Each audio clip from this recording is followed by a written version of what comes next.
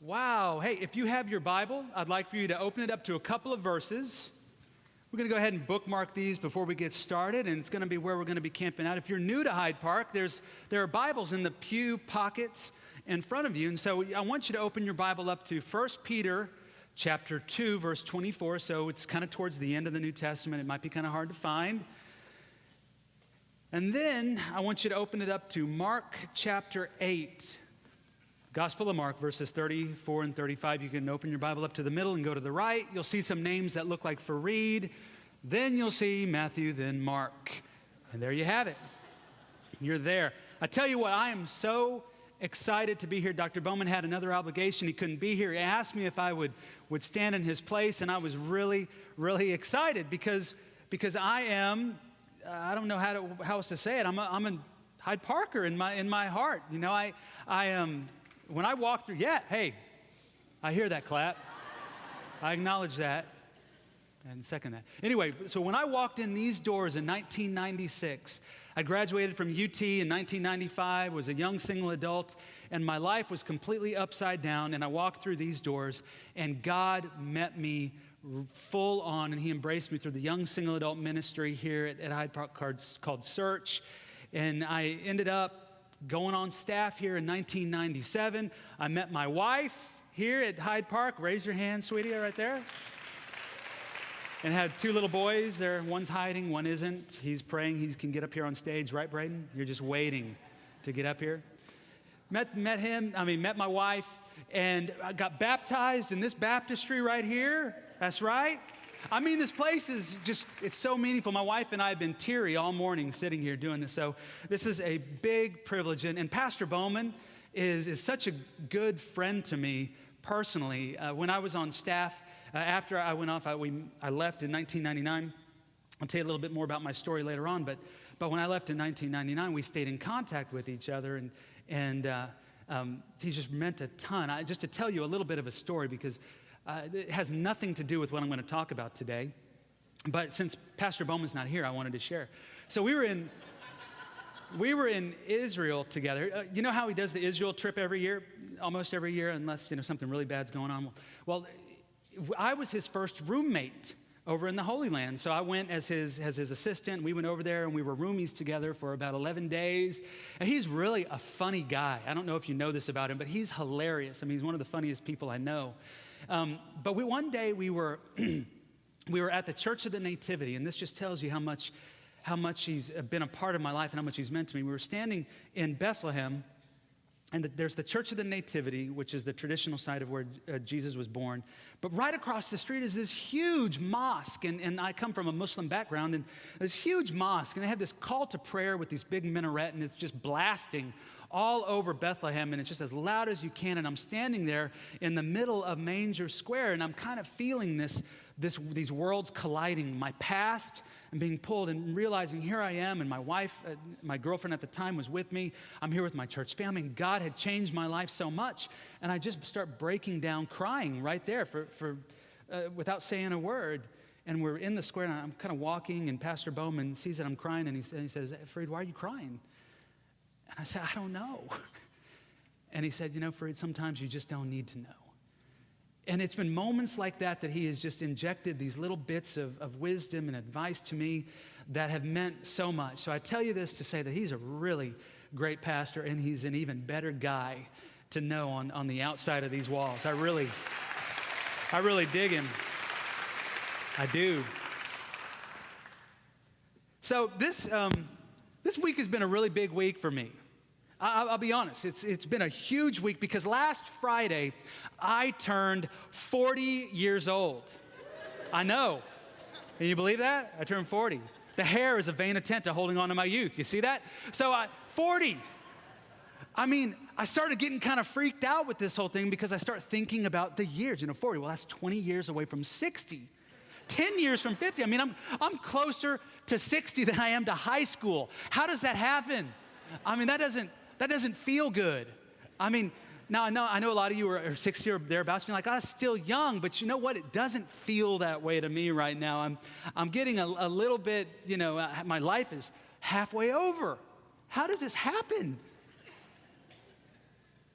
And so as kind of in the runway leading up to my 40th birthday last Friday, I started thinking about all these things that I wanted to do and things that I wanted to change so that my 40th year on earth would be amazing. I had these things, and I had them in my head, and I never really realized that I was making a list, but I really was. And when I started writing this message, I wrote some of them down so that I could share with you to kind of say, well, this is what, as I was thinking, the things that I wanted to do, the changes I wanted to make in order to make my 40th year on this earth incredible. And so this is what I came up with. First off, I wanted to get my weight under 170 pounds and stay there for the whole year. Okay, so I'm not that close right now, but hopefully I can get there. Okay, I wanted to take a modern dance class. Hey, I want to move. Sue me. I don't really know how. Okay. Those who know me know that about me. That's true. Okay, it's weird, but maybe a little too much information there. Okay, I want to write a blog. Not that I don't even know what I'm going to say, but I just feel like it's time for me to blog. Okay, I want to do something new every year, every day.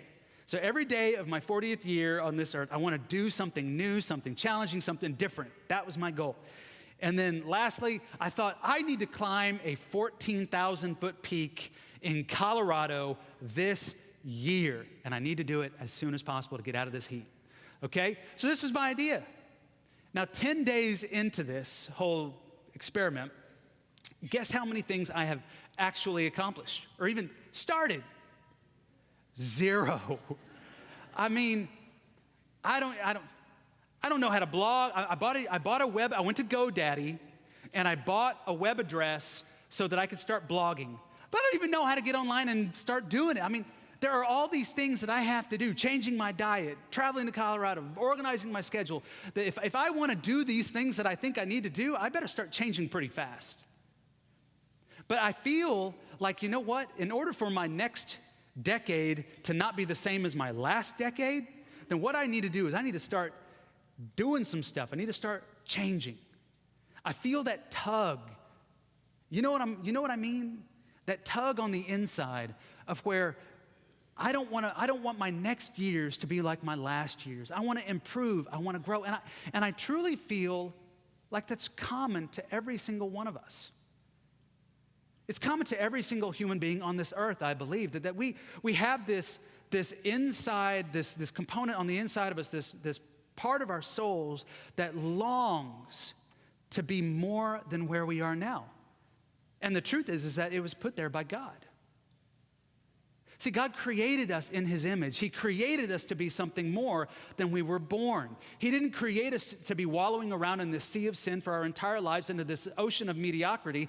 He called us to always strive, always grow, always long for the place because we were created in his image. We were created to be something beautiful, something poetic, something brave, holy, purposeful, meaningful. That's how we were created. But yet so often we find ourselves in this place where we're caught in between where we are and where we need to be, and we don't know how to get there. And to be honest, the change that we have to undertake in order to get to our future is just too much to bear. And this is what I want to talk to us about this morning, this idea of change. See, we were never intended to stay the same. And at some point along our journey, and for everybody it might happen at a different place, but we realize this truth that cannot be avoided is to be spiritually alive, you must be spiritually changing constantly. To be spiritually alive, you must be consistently spiritually changing. And to really understand what I'm talking about, I think it's real helpful to be able to look at this example of our physical bodies, about how change leads to life in our physical bodies. See, if I were to ask you how old you were, you most likely would say your age, right? I'd say, if you asked me, I'd say 40. I'd say something like that. If I asked you, say, but the truth is that your body is actually 15.5 years old. See, by the time you died, there's nothing left of your original body, your original you. Your skeleton is 10 years old. Your red blood cells, change about every 120 days. The cells lining your stomach are replaced every 5 days. The cells lining your cheeks inside your mouth get replaced 3 times a day. And the epidermal skin lining your body on your skin are replaced every 2 weeks. And you know what? Some people think that the dust inside your house is primarily made up of that old skin. Hello. Need to vacuum. Your body is a masterpiece of change. That's how God created us. In fact, one of the defining characteristics of the dead is that they have no life, that they are no longer changing. In fact, one medical definition of death is a body that does not change. And this is the paradox that we're faced with, is that your living body is alive through death, through constant dying. To physically live, your body must be constantly dying, constantly changing. Because of this change through death, you are physically alive. Do you see what I'm saying? Now, God uses, would it be any surprise that the creator of the universe would use the same kind of terminology when talking about our spiritual lives? Because the same is true spiritually. Because of change through the death of our wills, we are spiritually alive. Just as your body is alive because of that change it goes through, a human becomes spiritually alive because of change as well. Bible talks about it, and there's primarily 2 kinds of change, and I want to briefly touch on these. In 1 Peter chapter 2, verse 24, this is what Peter says, and he's talking about Jesus here. He says, "He himself bore our sins in our body on the cross so that we might die to sins and live for righteousness. By his wounds you have been healed." You see this? Christ's death allowed us to die. We died to sin, we're able to live. By his wounds, we have life. There's this play of death allows us to change and become alive. Now this, in technical theological terms, is known in a big heady word as regeneration. What he's talking about here is a one-time rebirth. Okay, we're born into sin. Our souls are born dead, separated from God. But when we accept the forgiveness of Jesus Christ and his forgiveness on the cross, then our souls breathe eternally. And we have this eternal address in heaven. That's regeneration. That's the change through death that gives us that eternal life. But the Bible also talks about a second kind of change, and this is the one that I really want to bring out this morning.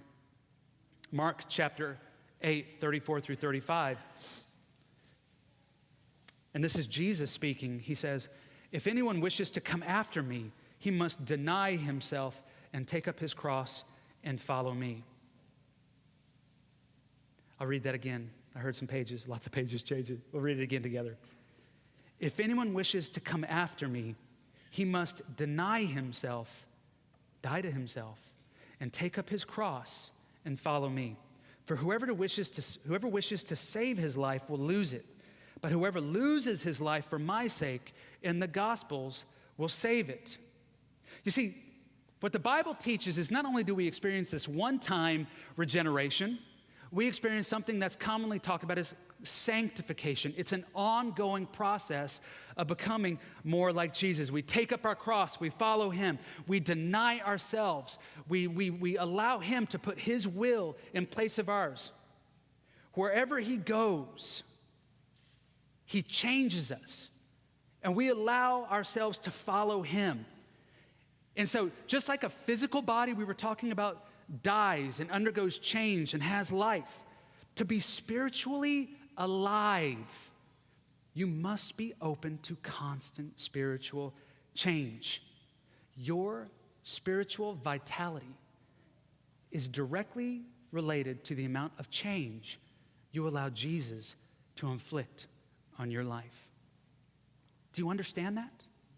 Do you see what I'm talking about? Because this is something that if you looked around a bit, you would realize this is a universal truth in the spiritual kingdom. What we see then are the people who seem most fully alive, both in your spheres of influence and in the scriptures, is that these are the people who have been most open to spiritual change. They're constantly submitting themselves to the cause of Christ and letting go of their own wills and following him wherever he goes, to go wherever Jesus calls, to act when he asks you to act, to recklessly follow him no matter where you go.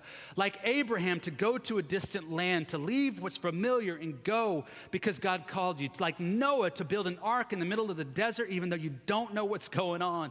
Like Moses, who confronted Pharaoh, allowed God to change him and lead the people of Israel to the promised land. Like David, who fought Goliath. Like Jonah, who left his country and preached to a foreign people who were his enemies. Like Peter, who left his job and family to follow a Jewish rabbi. Like Paul, who left all of his training and teaching and everything that he knew, his religion, his family, politics, his status, his society, and go and preach to a people who were his enemies. Wherever Jesus asked them to go, they went. They were open to the change that Jesus wanted them to undergo, giving their lives to the message of the gospel. Now, if your spiritual vitality is directly connected to how much you give of yourself to Jesus and allow him to change, then the converse is true as well. You become spiritually dead. And I'm not talking the regeneration. I'm talking about your life, your vibrancy, your joy, your power, your passion. You begin to die when you begin to close yourself off. When you stop saying you are willing to be changed by Christ. And I believe that there are people in this room, people listening to this message, who know what I'm talking about. And that's why I wanted to talk about this topic today. It's because I believe that there are a lot of people who are Christ followers who are really, really struggling because they don't understand why their passion is gone. They don't understand where all their joy is. They look around and they see people who are walking with God, but they don't understand what's wrong with them. They're people who come to church, they mother and father their children, they go to work, they try hard, but on the inside, in their quiet, private moments, they don't even know if they believe this anymore because they feel so dead inside. I know. I believe there are some people here who might be feeling some of that. And for some people, that decision to kind of say, Jesus, I don't want your change. I don't want to go where you're taking me. Some of it was very deliberate. You know, it was just like, you know what? I don't want that. I don't want to do that. I'm going to go this way. But for others, it was just a stockpiling of hurts and pain and anxiousness and fear to where you just kind of tapped out and said, I can't take it anymore. And this is an important topic to me personally. You see, I've gone through this. This is something that has personally happened to me. See, when Becky and I left Hyde Park in 1999, we went down to San Antonio to plant a church called the Deep End. And we were ministering to young single adults here. We figured, we could go start a church in San Antonio and read out to the postmodern-minded, the people who were unchurched in San Antonio. So I dyed my hair blue, moved to San Antonio. I'm serious, dyed my hair blue, and planted the church called the Deep End. And man, I just was so excited. I had a friend of mine come with me to be my minister of music, to be the worship leader. And man, we just poured our hearts into it. But after 3 years, we never really could get it off the ground. I mean, we had about 50, 60 people coming consistently, did some great stuff. But truthfully, most people were single or unemployed or just something, and we just couldn't make ends meet. And so January 19th of 2003, I closed the doors of the church and just asked people to go into other churches in the area. Now, this is the problem when you're a pastor and you close your church, is you don't have a job anymore. Okay, so I didn't have a job, and so to make ends meet, I started waiting tables. Now, there's nothing wrong with waiting tables It's just, that's not where I expected to be. At 29 years old, have a business degree from the University of Texas. That wasn't my 20-year plan here. I was supposed to be a mega church pastor, in like 5 years. That's what I was supposed to be. But I was, working at Papa Do's. So I was really devastated on the inside, and I privately made this decision inside of my heart. And this is my decision. And I'm a little bit embarrassed sharing this with you. But I wanted to share it anyway just because I think it's important. These are the three things I said I was going to do to get me out of the situation that I was in. First, I had to take a job to make ends meet, make some money, put food on the table, pay our mortgage. That's what I did by waiting tables. 2, I was going to find another ministry position as God allowed, and I would take that position. And then 3rd, I would never put myself in that position again. Now, the first 2 sound pretty good. The 3rd one is the one that devastated me. That in that moment, I looked back at what I had done over the last 3 years in planting the church, and I judged it. And I said, I don't want to risk that anymore.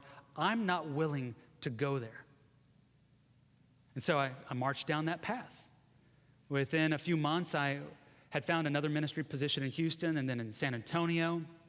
I was on the teaching team with Max Lucado at his church down in San Antonio, had a big single adult and college ministry going there. Things were going really well. And then in 2007, a church in Little Rock, Arkansas, asked us to come up there and interview for a position to be a teaching pastor of a big 3,000-4,000 person church up there. And I thought, man, this is a good deal. Seemed like everything that I had wanted for a good, stable church, support my family, have the leadership that I wanted to do, be able to teach without having to shoulder that load all that time for every week. And so Becky and I prayed about it, and we packed up in 2007, and we headed up I-35 and then over I-30 and planted in Little Rock, Arkansas. Now, it wasn't too long after I got there where I realized that it just really wasn't a good fit. And I'm not saying God didn't lead us there, and to be honest with you, I don't really know how to unpack that. But what I do know is that it was really nobody's fault. It was a church that was in a lot of transition. They had gone through a lot of their old senior staff was rolling off, and they were just trying to find their new identity. And in comes this young 35-year-old dude from Texas named Fareed coming into Arkansas with this Texas flag on the front of his house and his Longhorn flag in his office, and they're like, what? And it was just a tough situation. So in October of 2007, guess what? Found myself in that position again, where I had sworn never to be. We packed up, moved back to Texas, and came back to Austin, and just kind of started all over again. And in my heart, what I told God was, God, I can't do it anymore. I just can't do it. Packing up my family again and moving and getting this, and it was just too hard. And there was a part inside my heart that I just walled off and said, I'm not going to listen to you. Now, it's weird. I can't say that I walled it all off. It was just the part of me that was willing to take these big, bold risks for him. Now, I'm not second guessing what happened. I believe God has met us richly in the last 4 years. He blessed us. I can see his hand moving and his patience with me and how he's blessed me and grown me and moved me. But when I was writing this message, I was struck with the conviction that my heart was walled off to him, and that the things that I had done in the past, I just was not willing to do in the future, and that's not a good place to be. And I say this not to come up here and air my dirty laundry or to tell you a sob story or to get compassion. I tell you this because I believe there are people in the church who are dying because they are afraid and they no longer are willing to go where Jesus goes because they have the hurts and the pain and the fear that's been inflicted in their lives in the past. And I believe this is the biggest obstacle to the church in modern America. Listen, I love big church. I love it. Honestly, the bigger the better. I love production. I love big crowds. I think they're fun. I think they're exciting. I think God uses them boldly. But the truth is that we can get lulled to sleep into believing that we no longer have this strong calling or this passion or this place we're supposed to be going on fire by God, and we just leave it up to the professional staff to get it done. When the truth is that the church is not made up of a few guys who get paid a salary on Sundays to be up here and minister. The church is made up of every one of us. And when every one of us or a segment of us is paralyzed because of the fear inside of us and we no longer go boldly and say, Jesus, please change me. I'm willing to do whatever it takes. Then the church is dead. And it just can't stay that way. The truth is because your life is too precious. The task that Jesus has for you on this earth, laid out in Ephesians 2:10, saying that he's got stuff for you to get done, and you better get going. Because one day you're going to wake up and you're 60, and your life is going to be almost over. And so this morning, I am begging you to ask yourself this question. Was there a time where I stopped following God because the price was just too high to pay? Were you unwilling to go where he asked? You were unwilling to be changed in the way that he wanted you to change. And if you can see inside yourself and say, you know what? I think I have been afraid. I think I have been fearful. I think I've been hurt. I think I've been wounded. And I have. Then this morning, I want to ask you to begin a new practice. I want you to begin changing that aspect of you. And it goes like this, real simply. It's just a simple prayer. Jesus, how do you want to change me? Jesus, how do you want to change me? I'm not asking you to go and make a list of all the things that you need to change in your life. Forget it. You don't need to stop smoking. There's going to be a lot of smokers in heaven, okay? That's not what's the most important thing in the world. What's most important in this world is that you become fully alive and engaged for Christ, and then he'll take care of the rest. He'll lead you to where you need to go. All you need to start doing is start praying a very simple prayer. 1 time a day, 50 times a day. However many times it takes for it to start sinking into your heart. Jesus, how do you want to change me? Jesus, how do you want to change me? And I want to give us a few minutes this morning at the altar. Now listen, I might have just preached a message that absolutely no one in this room connected with. I realize that, but I don't think so. And I'd like to give you a moment that before you leave the room, before your BlackBerry starts blowing up with emails and stuff you have to take care of, before the kids and their needs start creeping back in, while this message is fresh in your heart, I want to give you a chance to be able to talk to God. So as we sing this song, I want to open up the altar for prayer. For you to pray, Jesus, how do you want to change me? Or whatever other prayer you want to pray. Because our lives have an expiration date. You are important. You were born to change.